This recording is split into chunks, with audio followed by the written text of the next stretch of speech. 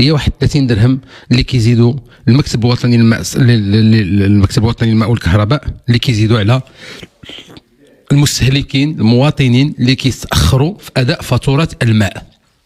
قانونيه دكتور كاينه هذه الا كانت قانونيه غنهضر عليها. نعم. هي غير قانونيه. نعم. غير قانونيه. ليس من حق المكتب القرار اخذ قرار تطبيق غرامه ماليه. هذيك غرامه ماليه، اما هما يسموها كما بغاو يسميوها، هي غرامه ماليه. والغرامه ماليه خص يدخل فيها المشرع، وخصها تدوز للبرلمان، وخصها يتصوت عليها، وتدوز في المسطره ديال القانون، وتكون ديك الساعات الغرامه كتطبق على المواطن اللي كيتاخر في اداء الفاتوره. دابا انا ما فهمتش كيفاش مؤسسه عموميه كتسمح لنفسها تقوم بعمليه سرقه وكيطبق عليها الفصل 505 الا ما كانتش الذاكره ديالي كتخوني من القانون الجنائي ديال اللي كياخذ شي حاجه ديال شي حد اخر بطريقه تدليسيه او احتياليه. بالفرنسيه تنقول كي سوستري فرودولوزمون كيلكو شوز ابارتونون ا اوتروي، شي واحد تياخذ شي حاجه من عند حد اخر بدون ما يجيب حق. هذه سرقه كيديرها المكتب. علاش المكتب كياخذ الفلوس 30 درهم للمواطن؟ علاش اليوم المواطن ملي كتجيه 120 درهم كيبقى كيدابز معاه باش يخلص 120 درهم ديال الضوء وديال الماء؟ هادشي اللي بقى تيجي بعد 120 درهم ديال الماء، تزيد له نتايا 30 درهم باي حق غادي تزيد له 30 درهم؟ هذه مؤسسه عموميه. كيفاش انا تنفتخر ببلادي وتنقول الحمد لله اللي عندنا مؤسسات عموميه دستوريه كتحترم القانون. وملي كيجي شي واحد تيقول لي على شي مؤسسه لا والله الا كيديروا كيفعلوا، تنقول له شوف، يمكن يكون السهو في الاداره، يمكن يكون التقصير في الاداره، يمكن يكون في بعض الاحيان عدم وجود كفاءه في الاداره، يمكن لا توقع. عمر الاداره تنقول ما كتسرق المواطن. ملي كيسلموا لي اداره الضرائب تنقول لهم اداره الضرائب والله ما كتسرق اداره الضرائب، يمكن لا تغلط، ولكن حنا كنفتخروا ببلادنا لان عندنا مؤسسات تحترم الانسان، مؤسسات عموميه. علاش؟ لان عندها مصداقيه، عندها الهبه ديال الدوله. راه شنو هي الدوله؟ راه هي هذه الدوله، المؤسسات العموميه بها كتبنى الدوله. وملي غترجع مؤسسه بحال هذه كتاخذ 30 درهم بدون موجب حق، راه حنا كنضربوا في المصداقيه ديال الدوله. ملي كنكون المؤسسه العموميه كتقوم بهذا السلوك هكا كنضربوا في المصداقيه ديال المؤسسات العموميه، وبالتالي المواطن ما يبقاش يثيق. ما قدكمش هذه الازمه ديال الثقه اللي كاينه دابا ما بين السياسي والمواطن. نزيدوا حتى مؤسسه هكا ديال الماء تجي، راه مواطن كتجيه 60 درهم 70 درهم ديال الماء، تزيد له 33 درهم، تزيد له 50% ديال الفاتوره ديالو. علاش تاخر نهار واحد؟ ماشي من حقهم. وخصهم يتراجعوا في هذه النقطه هذه، خصهم يتراجعوا ويصلحوا الموقف ديالهم. وشحال من 30 درهم واحد داوها له، وشحال من واحد كتجي داك الفاتوره ما كتجيش في وقت التالي ديال الشهر، يعني فاش كيتخلص. وعلى مسكين على ما كيجي وقت الفاتوره باش تجي الماء كيكون ضراب 6 ايام 7 ايام 10 ايام في الشهر، كلا مسكين فلوسه ديال الشهر، وكيبقى يدابز باش غادي يخلص الماء. وملي يخلص الماء يمشي بنهار ولا يومين ولا 3 ايام من بعد التاريخ يقولوا غادي تزيد 30 درهم. 30 درهم راه 50% و40% و30% ديال الفاتوره ديالو. ما كنهضرش على اللي كتجي 1000 درهم وموالف تيخلصها وكيشد اكثر من 10000 و15000 درهم و20000 درهم، راه يمكن له يخلص 30 درهم ما يحش بها. ولكن اللي كيتخلص 2000 درهم في الشهر وما اكثرهم، وكل اللي كتجيه 100 درهم ديال الماء واللي كتجيه 70 درهم ديال الماء، 30 درهم كتجيه ثقيله بزاف عليه. وهنا كنخلقوا الحقد مع الاداره العموميه، وهنا كنخلقوا الحقد على الممتلكات العموميه. وهنا ملي كيخرج المتفرج من ملعب وكيتبان له ركيزه عمود ديال الضوء ويبان له شي حاجه ديال المنقولات ديال البلاد العموميه، سواء اعمده كهربائيه او اسوار عموميه، كل ما كيدخل في اطار الممتلكات العموميه ما كيكونش عنده ليها الاحترام، حيت يقول انا كينشفوني، انا كيديروا لي، حتى انا من علاقه عندي هرس. راه هكا كتبنى الاحترام وهكا كتبنى الثقه، هو ان الاداره العموميه خصها تلتزم الحدود ديالها وما تعداش الحدود ديالها، وحقها تاخذه وبالقانون، وتكون عبره، هي تكون مثال وتكون قدوه، ماشي عبره، تكون قدوه. تقول انا مؤسسه عموميه كنطبق القانون، وهاد 30 درهم انا كنلغيها، خصني نلغيها حيت غير قانونيه. ودابا الى قالوا قانونيه يخرجوا بيان ويقول لك سير السي معتوق سير تقرا. ماذا اذا كان دكتور في العقد يقولوا لي سير تقرا، انا ما فاهمش، وانا مستعد نمشي نقرا، انا مستعد نمشي نزيد نتعلم ونمشي نزيد نبحث في الكتوبه. غرامه ماليه خصها تشريع، خصها المشرع اللي يدخل باش تطبق على المواطن، كتقيس له الجيب ديالو.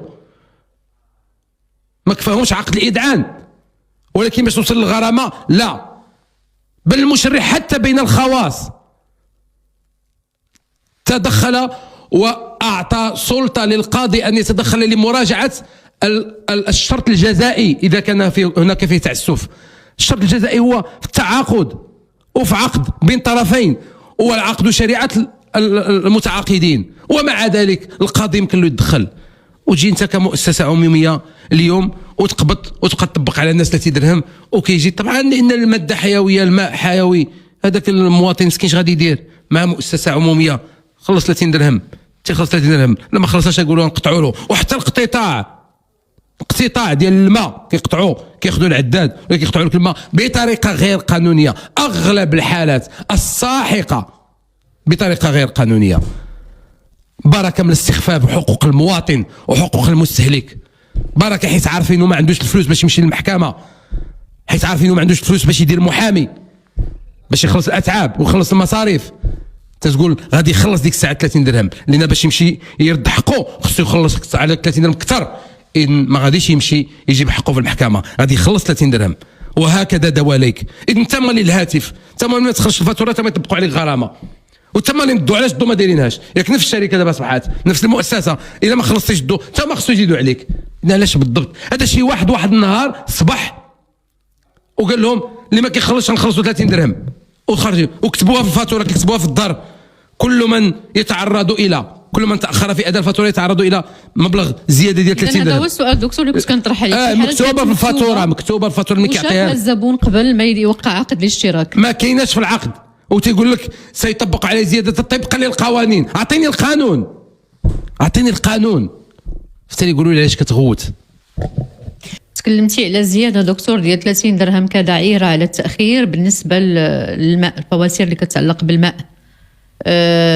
عندك ملاحظه او زياده دكتور، اضافه عفوا، هل من اضافه حول الموضوع؟ وذكرتي انها غير قانونيه ولو كانت مكتوبه في العقد ديال الاشتراك. اضافه فعلا، اضافه وتكميل وتنوير، ولكن تنوير ليس من طرفي بل تنوير من صديقي اللي هو الذي نورني واكمل معلوماتي وحالني على فصل اللي هو الفصل 143 من مجموعه القانون الجنائي. اش كنقول؟ لانه تنتكلم على 30 درهم اللي كيزيدوا الفاتوره ديال الماء. اذا تاخر المواطن المستهلك على التاريخ اللي يدير له فروقه اللي خصو يؤدي فيها، كيقولوا له ولو نهار واحد غتخلص 30 يوم زايده، 30 درهم زايده. شكرا.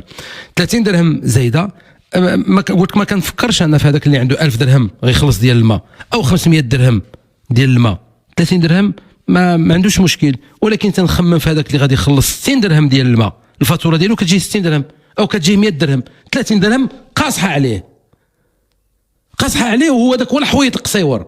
فين غيمشي؟ علاش يخلص 30 درهم؟ اش كيقول القانون بالنسبه للمؤسسه العموميه او الموظف العمومي ملي كيزيد شي حاجه من راسه؟ والزياده من راس من؟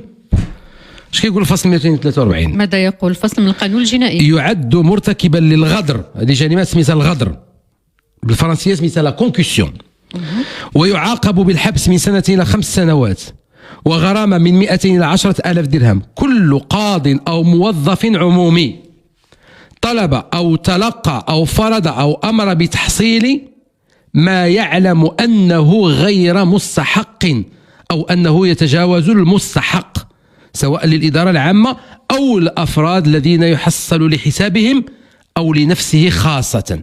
يعني أنك تزيد واحد حاجة غير مستحقة، والمشرع يتابع في الفصل 244 يعاقب بالعقوبات المقررة في المادة السابقة، يعني من الحبس من 2 إلى 5 سنوات كل ذي سلطة عامة أمر بتحصيل جبايات مباشرة أو غير مباشرة لم يقررها القانون. احنا في هذا الفصل 243 244 مؤسسة عمومية تقوم بتحصيل مبالغ ليس لها أي سند قانوني. واش صحاب غادي تضحك عليا تقبض داك ورقة الفاتورة وتكتب كل من تأخر في أداء هذه الفاتورة يعرض نفسه للزيادة طبقا للقوانين؟ أي قوانين؟ أعطيني هذا القانون اللي طبقا له تريد الزيادة وفرض 30 درهم على كل من تأخر على أداء الفاتورة بيوم واحد. إذن بارك علينا بهذا على أي تنتمنى نكون خاطئ، تنتمنى نكون خاطئ، حيت انا ما كتدخلش في البال ديالي ان مؤسسه كنثق فيها وكنمشي بعيني مغمضين، لان هذا هو الدوله هو انك كتمشي بعينك مغمضه، وهذا هو انا ثقافتي هي هذه. ملي كيعيط لي شي واحد وتيقول لي الاداره دارت لي وقالت لي خصني نخلص، تنقول له الاداره ما كتكذبش، الاداره يمكن لا تسهى يمكن لا تخطأ، ولكن الاداره ما كتكذبش وما كتسرقش. اذا ملي يدير هذا المكتب الوطني للمكر الكهرباء والماء يطبق هذه المساله هذه في الفاتوره، يمكن راه عندهم شي حاجه قانونيه انا ما عارفهاش. فانا مستعد باش يعني نصلح القوانين اللي عندي في الذهن ديالي، نكون غلط يصلحوا لنا ويخرجوا، وانا مستعد يعني نعتذر ونسحب هذا الكلام كله ونعاود نصحح وضيع ونقول راهم عندهم الحق، ولكن انا لحد الان تنقول ما عندهمش الحق. فهما الا سكتوا وما جاوبوش على هذا الشيء هذا، يعني راه نحن نستمر، حنا تنديروا اللي بغينا صافي. معلومة اليوم حول زيادة تقريبا 30 درهم في حالة تأخر الزبون على أداء الفاتورة ديال الماء.